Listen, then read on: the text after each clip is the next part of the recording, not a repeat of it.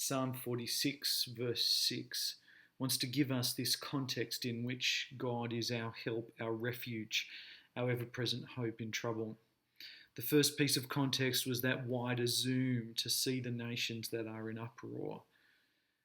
But Psalm 46, verse 6 also wants to remind us that throughout time, kingdoms come and kingdoms go.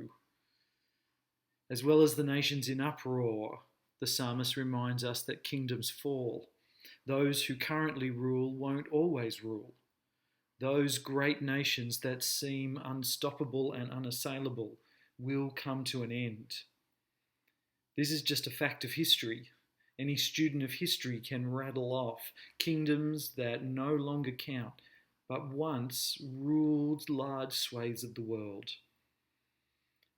The danger here is that we're so focused on the times we live in or the days we're experiencing, we imagine that the present situation will always be this way, that the things that seem to control us or control our lives will always be there.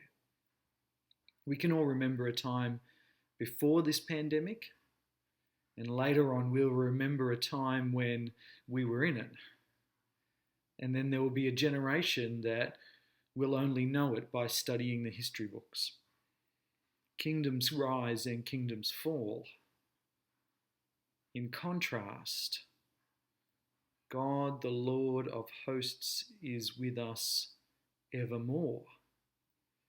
There's something powerful about God's ever-present help in trouble in a context over time where kingdoms fall. Those who rule don't rule forever unless they are God Almighty. This is why finding yourself safe inside God's city, finding yourself beside that flowing river that makes glad the city of God, that's why that's such a worthwhile prospect.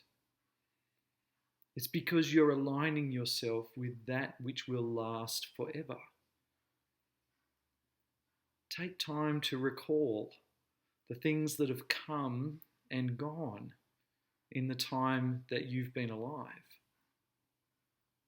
And as you do, you'll recognize that in the passing of these fleeting things, God, by contrast, is your eternal refuge, the one who enables you to stand because he stands forever.